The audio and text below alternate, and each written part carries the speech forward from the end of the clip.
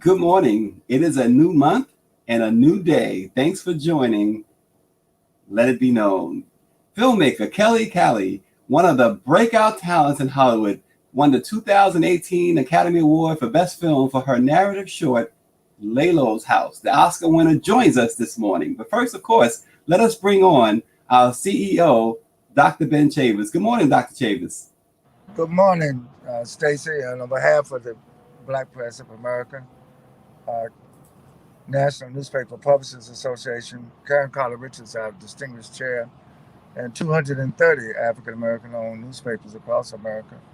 It's so good to be on beginning of a new month and starting out with the headlines for Let It Be Known. And we're honored to have Kelly Kali with us this morning.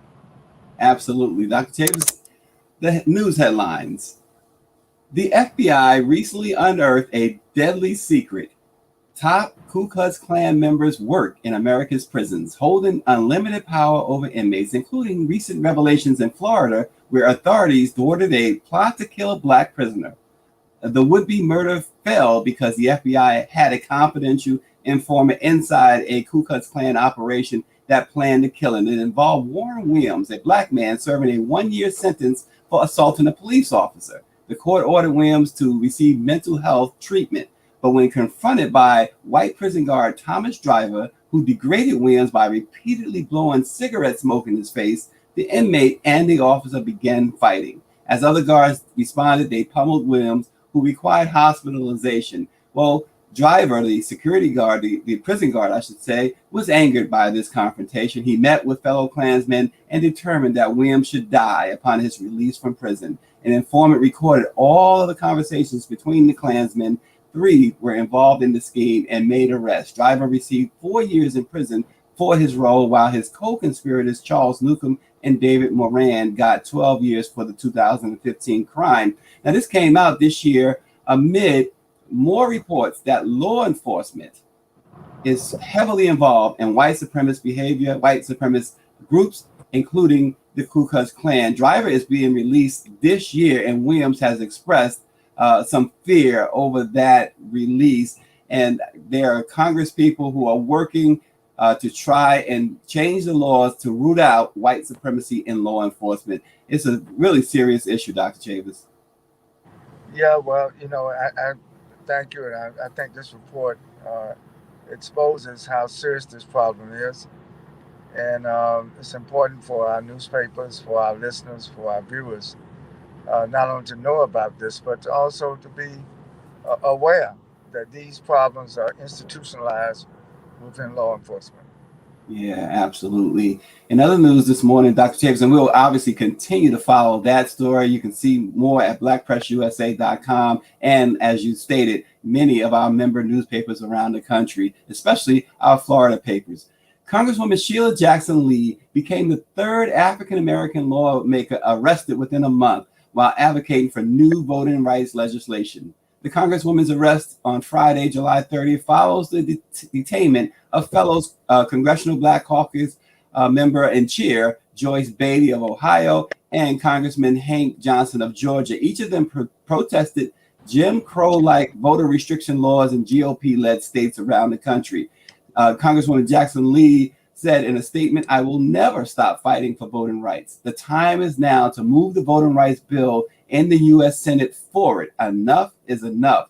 Civil rights legend, the Reverend Jesse Jackson, and Poor People's Campaign co-chair, the Reverend William Barber, also were arrested in Washington over the past month. Like Congressman Jackson and Barber demonstrated outside of the U.S. Capitol, demanding that the U.S. Senate abolish the filibuster to push through voting rights measures. It is rare, I'm sorry, Dr. Chavez, it is rare when you have so many pushing for this issue and you have this one Democrat who's supposed to be on the side of his other Democrats pushing against this. And this is what the Reverend Jackson and Barber were demanding, that Senator Joe Manchin of West Virginia get off his perch, as they said, and do something about this filibuster. Absolutely. Well, we'll be there covering the major demonstration today, also scheduled around voting rights. And so the Black Press will be there, and some of us may even participate in the civil disobedience. Well, Dr. Chavis, you obviously have been there for decades in this type of action to try and get equal rights and civil rights. When you see this happen, and I'm sure it has to stir some things in you. Well, it shows you how far we've come, but it also shows you how far we have not come. I think that we have to make sure that every person uh, who's eligible has the right to vote without voter suppression, and particularly in the African American community. So we salute those protesters, those leaders from the civil rights, from the Congressional Black Caucus, and others. Reverend Barber is a stalwart. He's my homeboy from North Carolina. He's a great leader, and we support the Black press. Support these protests 100%. Yeah, and Dr. Chavis, we're going to move to a little entertainment.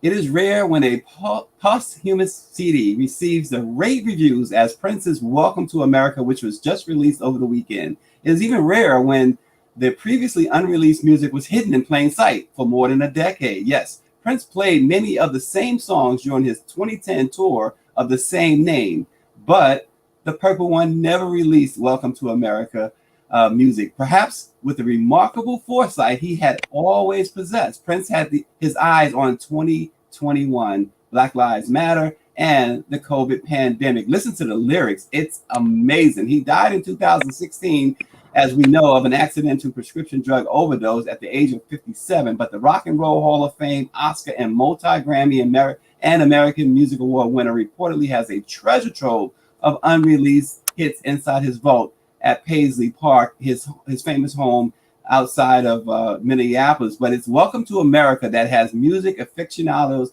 journalists, and fans fawning over the superstar all over again. It speaks to 2021, says one prominent journalist. He says Prince is funkier, sexier, super flyer than most of his latter-day music on Welcome to America. It was made 2 years into the Obama administration, but yet Prince foresaw so much. He says hope and change, but everything takes forever. He sings. The truth is a new minority. And he talks about people being shut in by some forces of nature. Well, we're in the pandemic. He talks about, remember, this is 2010 when he made this music, but he talks about police brutality and police killing of Black people. He talks about celebrity faith and capitalism. Prince was really ahead of his time, Dr. Chavis, and this new album, Welcome to America, that just dropped over the weekend, the first that his estate has dropped since his death. It's really amazing. Well, it shows the tremendous creative genius of Prince. He was before his time, and his music, his spirit, his creative genius will live for decades and centuries to come. So I'm glad that we are mentioning this because, as you know, he was also a strong ally and friend of the Black press of America.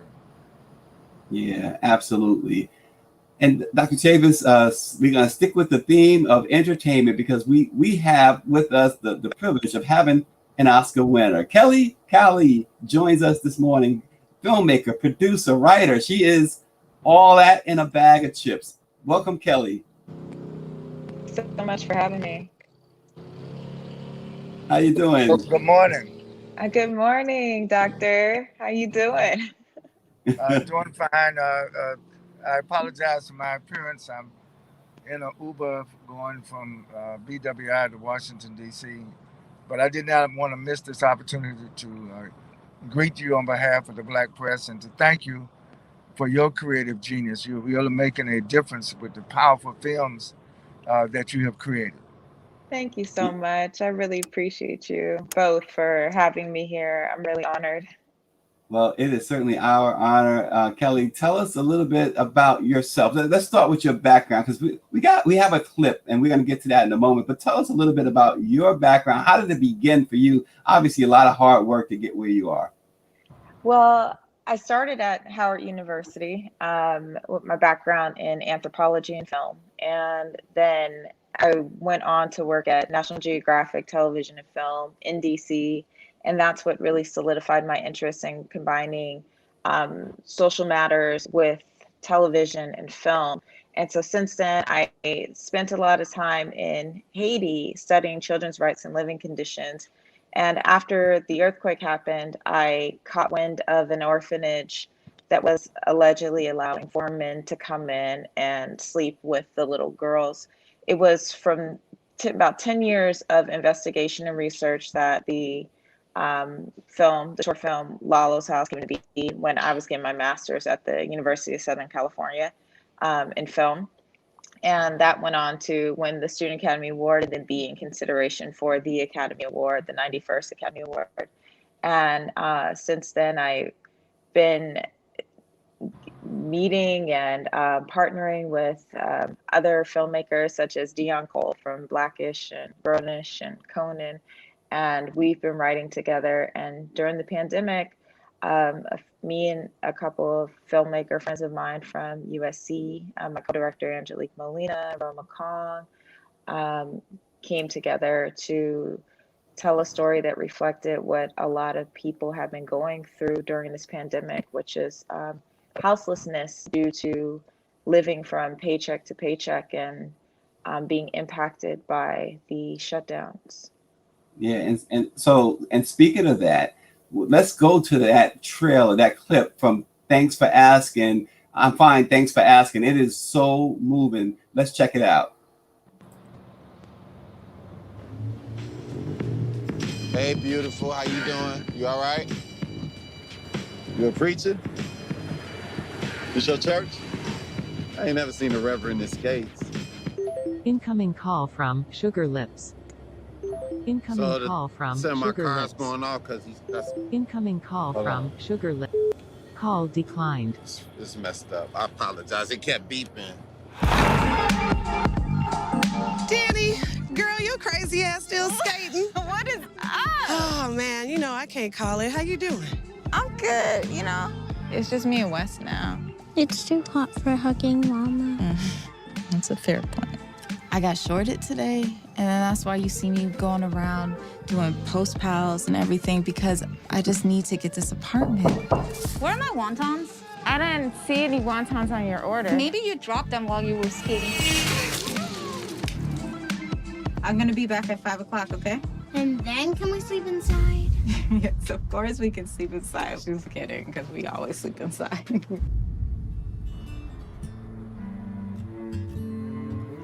Mommy, can we go home now? But you love camping. You used to camp with Daddy all the time. No, but we didn't camp this long. Danny, you live on the side of the road in a tent? She's just a little girl. I don't want her to know this stuff. I could get you the rest soon. I really need this place. I'm sorry, Danny. It's not enough. You ain't got to be out here in those skates. You can come with me. There's a little something for you. Make your next move your best move, baby. Yes, Daddy. Have I ever told you about angel wishes? You take Daddy's ring and you say, I wish that Wes would give me a big smile. It works. Danny, wait, are you okay? You guys good? I'll be right there for you. Right there for you. Wow. And Kelly, it's so moving. You talked about the pandemic being part of that inspiration. What else inspired you to put this together? Well, the sitting around, just being a filmmaker. Excuse any noise in the back, please, because I'm at home with my family.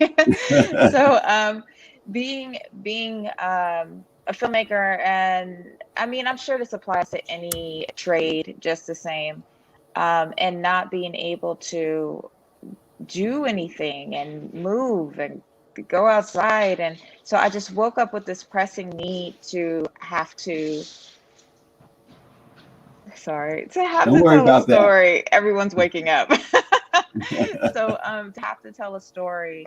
And so we just figured out a way to make it happen safely and with our own resources, and and just pulled together and volunteered and gave our time. And then we were able to make a story like this that went on to win at South by Southwest and in Florida, and now is has distribution with Showtime and BET, and it's going to be airing on BET August 7th. So very soon. So we're really excited about this passion project that's gone this far. Yeah, August 7th on BET. Don't miss it. You can see the storyline. It can go a lot of different ways. It's so powerful. As David Youngblood wrote in, it's very powerful. Kelly, when you set out to make films, when you start on films, I'm sure that there's an overall picture there. But do you feel like at some point during the filmmaking process, even as you close the filmmaking process, do you ever go back and say, you know what, I'm going to change this ending? There's a saying among filmmakers is that a film is never finished, it's abandoned. Because there's always something you can fix, always something that you missed, always you're an artist and you want your work to be perfect, but you have to learn that its imperfection is perfection. So yeah, and you say it's never a film is abandoned, but how married are you to your work? I would say very married when we're going through the process of pre-production and production and post, but once we get a picture lock,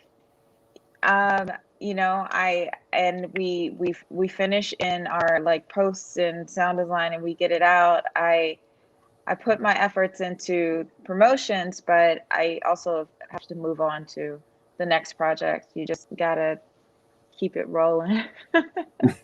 She's like, thank you. Next, Dr. Yeah. Dr. Chavis, I'm going to bring you in. Dr. Chavis, for our viewers who may not have caught this, but he's been traveling on what I call the Dr. Chavis World Tour. He's giving speeches here and there, and everyone's clamoring at him. And he's our boss, but we can't have him. But we got him this morning. Dr. Chavis? Well, thank you. First, I want to congratulate you for being a Howard University graduate. I'm a Howard HU. You know? And I think filmmaking is so important. The creative image, the visual image is so important to consciousness today, not only in the United States, but all over the world. And I just want to salute what you're doing. And we in the Black press, but we're going to support you and other creative geniuses who are helping to raise the consciousness of our people. Thank you. Thank you so much. That means the world to have your support. I appreciate it. Now Kelly, again, you've won an Oscar, you've won other awards. Tell us about what, and I'm sure the awards is not the motivating factor for you. It's probably just the byproduct of all that hard work. But what does motivate you? What gets you up in the morning and says, you know what, this is the morning that I want to do this or that when it comes to your filmmaking?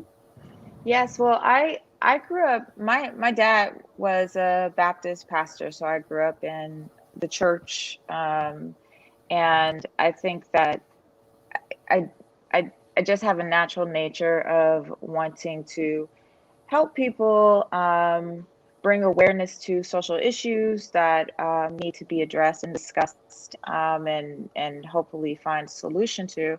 And so my father was very politically active.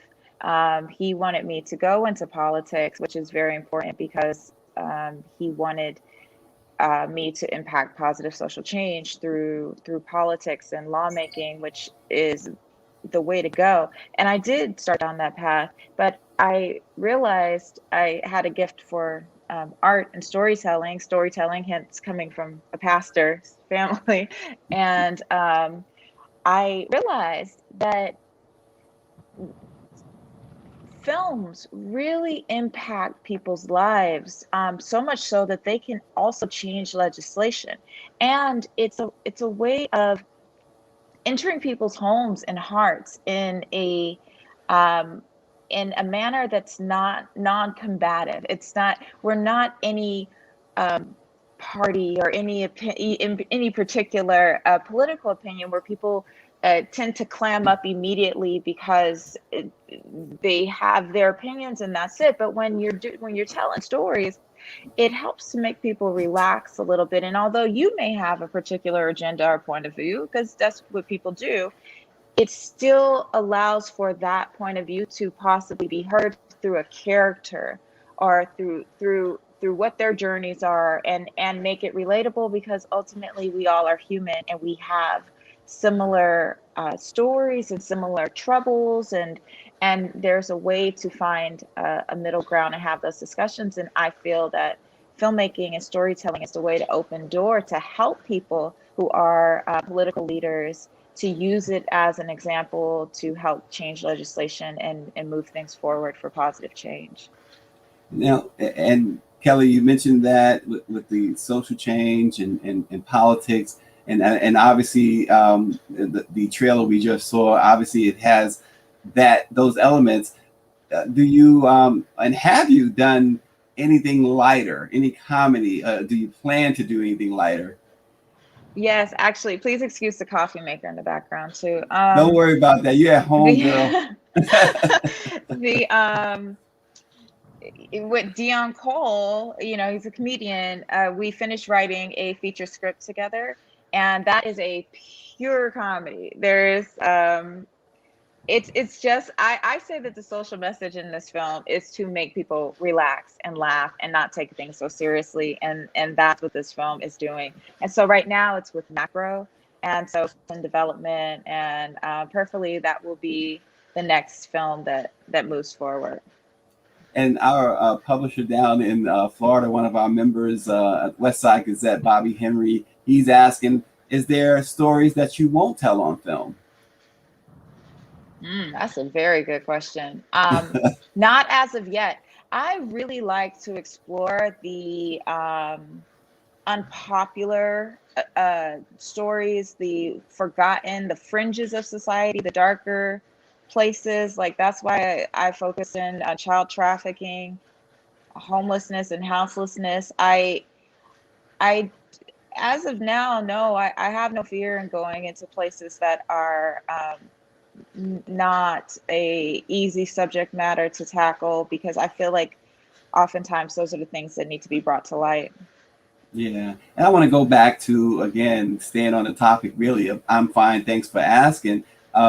That's a serious topic. That's reality for many people, isn't it? Yeah, because that's what we do. I mean, everybody, every culture, we say we're fine when we're not. But I have to speak particularly to Black people and particularly to Black women. We're taught to just be strong, suck it up, don't complain, keep it pushing. And that goes to our mental health. And that's becoming a large discussion right now on the platform with Simone Biles and Naomi, Black women just taking a step and saying, hey, I need rest too. And so these are the things that we deal with and we live with as humans, because we all do it. We may be in a lot of pain and struggling a lot, and we still say, oh, we're fine. We're fine. No, we don't need help. I'm fine. Thank you. I appreciate it. But truthfully, we do need to sometimes pause and take time for our own health and well-being. And it's okay not to be okay sometimes. Yeah, and I saw someone recently, I want to say it was Representative Alexandria Ocasio-Cortez, says that when Black women, they say I'm fine, and when they say I'm fine, it seems like the world puts even more load on them, and they accept it. So true, because if you don't accept it, then you're not a team player, you're not a hard worker, you're lazy, you're this, you're that, and no one's taken into account the journey and the steps and the hard work that you've already put in. And so, and being a minority and being a Black woman, when you get opportunity, no matter whatever workload or stress you're under, you gotta take it, because there's not, so whenever somebody puts something on your plate, you got to do it because they're going to give it to the next person if you're not the one getting it done. So yeah, there's a lot of work and pressure that's put on everyone in society, but I always say in particular Black women, and we need to know that it's okay to take a break, and we need to also know to make us feel safe and protected, to know that we're not going to lose our opportunities like Simone Biles and such, just because we need to take a step back sometimes and breathe. Yeah, got a couple more for you. I know we're running out of time. Are you encountering any barriers, Kelly, as you work on your projects, especially the controversial topics? Barriers. I mean, there's always going to be people who don't agree and don't see these, where they don't experience these, because everybody has different life experiences. Everybody's brought up differently. Not people don't like living in Los Angeles. There's a large homeless population, and there maybe if you grew up in another state or city or area, you don't see homelessness, and you might not consider it a topic that's necessary, whatever it may be. But yeah, there's always going to be differences of opinions, and not everyone is going to always agree with the messages that you're trying to convey. But I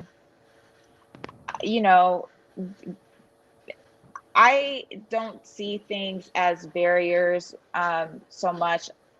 I see them as I guess challenges that just need to be discussed and pushed through. But I mean, if I'm being truthful, yes, there are sometimes places that don't receive the messages that we're trying to say, but you still say it, you still keep pushing, because there's going to be, it's going to resonate with the people that it needs to resonate with. And that goes for anything you do. Yeah, and real quick, Gregory Muhammad is asking, would you do a film on mass incarceration? Yes, that's a huge problem. In fact, I have a film that that's been stirring in my mind that reflects one of my best friends that I grew up with. She, I went to Howard and she went to Wilberforce, and she got caught up with some nonsense and ended up getting incarcerated for many more years than anybody. If you looked at a white person who did the same thing, she was accepting packages for somebody she shouldn't have been accepting packages for, and just signing off on them. And but she lost all of her 20s, and it was an extreme ruling. And so it's always been something close to me that I have felt unfair, unjustified. It was her first offense, and I just feel that minorities are judged more harshly, and we know that to be a fact. We've seen the comparisons. So yeah, that's certainly something that I will want to tackle, and the story is stirring in my mind as we speak. Well, certainly our best goes out to your good friend, Dr. Chavez. I'll let you give your closing thoughts. Well, again, I just want to repeat something that Kelly said about the enduring, long-lasting impact of films. I remember back in 1999 when Hype Williams did this movie, Belly. And I played the role of the minister in that movie. Now, 22 years later, I still run into young people in the community who say that the movie changed their lives in a positive way, just because they saw something and a visual image that helped them to rise out of their situation, or to give them hope, or to change their life direction. So, Kelly, your films are going to have a long-lasting impact, not only for today's awards, but for future social empowerment, giving particularly Black women the ability to rise to even higher heights. So thank you. Thank you so much. And that's so true. You were in Belly. You got the mask on. That's fantastic. I love that. Well, we got a filmmaker and an actor all together. An There we actor, go. yes. It's August 7th on BET.